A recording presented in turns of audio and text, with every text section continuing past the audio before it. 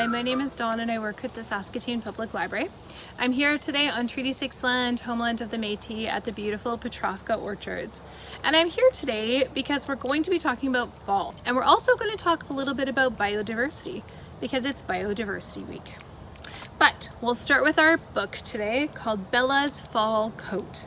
And it's written by Lynn Plourde and illustrated by Susan Gall. Have you all got your winter coats out, your fall sweaters? Bella was little, but not as little as she used to be. Grams tissed. You're going to burst your buttons, girl. It's time for a new coat. Bella shook her head. No, Grams. This coat is my favorite. You made it for me and I want to wear it forever. Bella Marie, nothing lasts forever. Winter will be here soon. But whoosh! Bella was already outside. Bella twirled and whirled. Can you twirl and whirl? She crinkled and crackled, stomping in all the leaves. She dove down deep and popped back up. When Grams jangled the lunch bell, Bella burst into the kitchen. Yeek! Grams screamed. A leaf monster! Bella giggled. It's just me, Grams. Fall leaves are my favorite. Let's keep them forever. Well, I know a way we can keep them for a little while, said Grams. Do you see? They're pressing the fall leaves. They're putting wax paper on them to preserve them. After lunch, Grams said, Now, Bella, about that coat. But whiz! Bella was already outside. She picked and plucked. She stretched and reached. She crunched and munched. Bella's picking all the apples off the tree.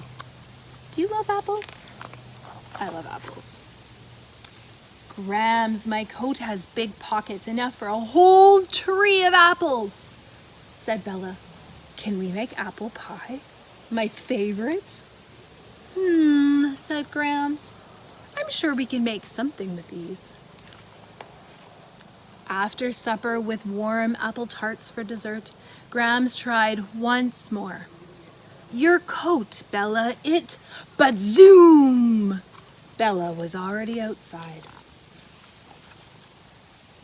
She sneaked and she snooped, she honked and she whistled, and she flapped and she flew. Just like the geese. The geese leave in fall, don't they? Oh dear, said Grams. I'm afraid these wings have flapped their last flap. Do you see Bella's coat? All the strings are coming out. I was flying away with the geese. I wish they would stay forever, said Bella. Can you fix my coat? Let's see what I can do, said Grams. But right now it's time to get ready for bed. Grams tucked Bella in tight. The little girl who wasn't quite so little fell asleep and dreamed of her favorites. Bright orange leaves, crisp juicy apples, and soft white feathers. Meanwhile, Grams snipped and clipped and pushed and pulled and whirred and snored. The next morning, Bella awoke and her eyes filled with white flakes. The first snow, said Bella. Can I go out and play in it? Not in your old coat, you can't, said Grams. Oh, you couldn't fix it? Bella said, her eyes filling with tears. No, kitten, I'm afraid you're going to have to wear this one instead. Bella slipped it on. She twirled and whirled. She stretched and she flapped. She even found surprises in the deep, deep pockets. Grams, this is my new favorite coat. Thank you, I will wear it forever. Bella saw her old coat drooping on the chair, sad and lonely. She picked it up. Grams asked, Where are you going with? But whoosh, Bella was already outside. That coat fits her perfectly, said Grams. Of course, said Bella, it's her favorite. Do you see what they use the coat for? Smart idea. And that is the end. Now, this book is about fall, and today, as you see, the leaves are still green, but very soon the leaves are going to start changing color. For our activity today, I came to Petrofka Orchards so that I could buy some apples to make an apple tart. So I'd like to do that with you soon. I'm going to get some apples and take them back to my house, and I'll meet you back there. But before we leave, I wanted to chat about biodiversity. Biodiversity means having lots of different species and animals and insects together, and they all live together and help each other out. And that's very important in an apple orchard because in the springtime when the apples bloom, they need to be pollinated, and they need butterflies and bees and different insects to go from flower to flower to make the apples form. Otherwise you just have flowers and no apples.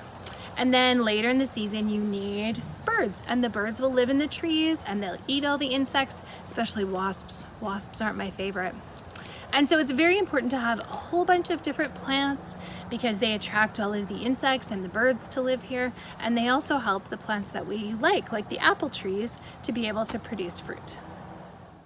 I'm back from the orchard and at my home. We had a great time hiking the trails at the orchard, and before we left we bought a bag of apples. And these are apples that should make a very awesome apple tart. So that's what we're going to make this afternoon. I have a cup and a half of flour and some butter and some sugar and some cinnamon and apples, and that's all you need to make a fantastic tart. So a cup and a half of flour is in this bowl, and I've already added a little bit of salt. You only need maybe 1 turn of salt, just a pinch. And then I have 3/4 of a cup of butter. And they ask for the butter to be cut into a lot of tiny pieces in the recipe. So I think that will be a fun part for all of you at home, is to chop the butter into a lot of different pieces. This is a recipe that I think is simple enough that a lot of you might be able to do it on your own. Or maybe you need your grown-ups' help, and that's fine too. So we're going to chop this butter up and then add it to our flour. All chopped up and ready to add. Now comes the tricky part, mixing the cold butter in with the flour. And if you have a food processor at your home, you can throw everything into the food processor and let it mix up.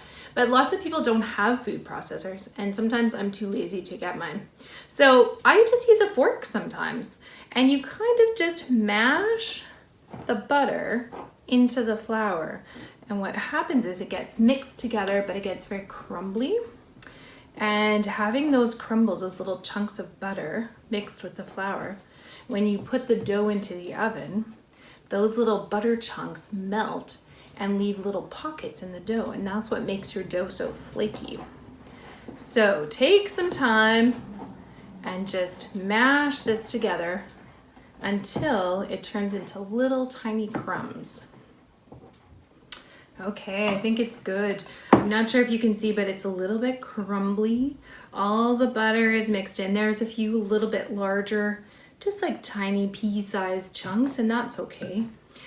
But it looks just like little tiny crumbs. So then you know it's perfect. The next thing we're going to do is add 1/3 of a cup of really cold water. And the fork works really well for mixing. You can just gently mix this all together, and it'll start to form a bit of a clump, a big ball. The dough was a little dry, so I added a few extra drops of water. If you need to do that to get your dough to be not sticky, but to all form into a ball, that's okay.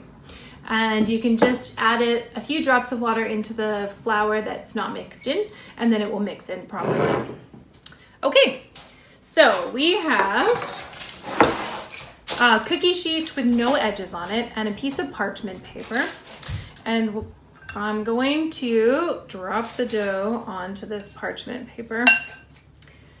And this is the fun part. Make sure you've washed your hands before you do any baking. It's very important to have clean hands. So I'm just going to mix this dough a little bit with my hands, not too much. We don't want to melt those little butter pockets that are inside that are going to give us that fantastic flaky crust. But now we're going to take this and set it on the parchment paper, add a little bit of flour. so that it doesn't stick to the rolling pin, and we're going to make a circle. A circle that's about 12 to 16 inches around. So you might need to get a ruler. If you got a ruler out, you could see exactly how much was 12 to 16 inches. Or you can just imagine it's about that big around. So we're going to spin this and turn it a little bit and roll it into a circle. And if the dough gets sticky again, it's okay to sprinkle a little bit of flour on top of it. I like to spread the flour out so it gets a little coating on everything. And then continue to roll. The trickiest part of rolling dough is that usually the edges get really thin and the center stays really thick. So if you make sure to start your rolling pin in the center and roll out from the center, then it should be the same thickness all the way across your circle. Okay, it's not a perfect circle, but I don't think it matters. Do you think it will taste different if it's a perfect circle and a not perfect circle? No.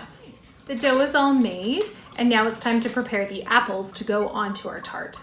And my family likes their apples peeled, but you can totally leave the peels on and just wash your apples. So I'm going to get the apples prepared and then we can finish the tart.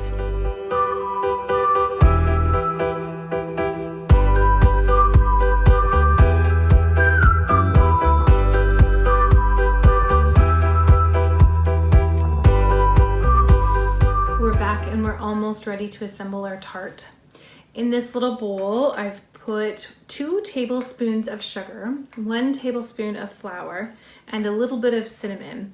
You don't have to add the cinnamon if you don't like cinnamon. If you want to add other spices, you would totally add them to this and make it your own flavor.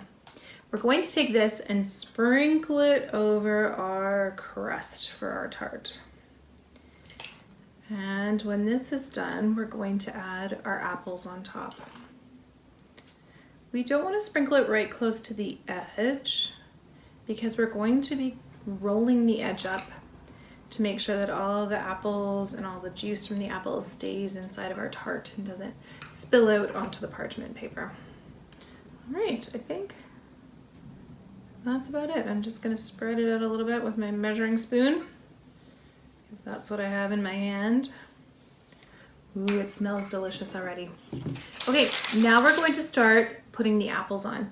And you can put them on in any kind of design that you'd like. You can just randomly throw them on. I'm going to try to make little swirls. We'll see how it turns out.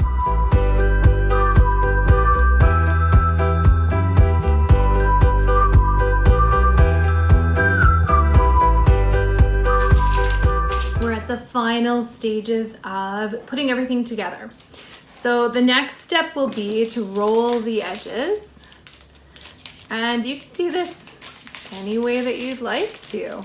You can try out fancy methods of doing it. I'm just gonna kind of roll it up over top of the apples. I might actually do little pinches. See how creative you can get with how you're going to fold your crust up over top. And it's a little sticky, that's okay. You're not going to notice that when it's baked. If you need a little flour on your fingers, you could put a little flour on your fingers so it doesn't stick to you. Making this edge though is going to keep all of your apples and all of the juice from the apples into your tart so it doesn't spill out onto the cookie sheet. The next step is to brush melted butter onto the apples, and we'll be brushing on 2 tablespoons of melted butter. Here we go. And the final step is to add the last 1.5 tablespoons of sugar and sprinkle it over the top of the tart. That's it. You've done all the hard work to make your apple tart. The next step is to put the tart in the refrigerator for 10 minutes. And while it's in the refrigerator for 10 minutes, you can start your oven. And it needs to be at 400 degrees Fahrenheit. and it can warm up while the tart is cooling, and then you'll bake it at 400 degrees for 1 hour. I'll see you when this is all baked. Oh everyone, our tart is out of the oven. It smells delicious. It needs to cool for a few minutes before you eat it. I hope that you all have a fantastic day and that you're enjoying the fall weather and that you're getting outside and stomping leaves and having a great fall. See you soon.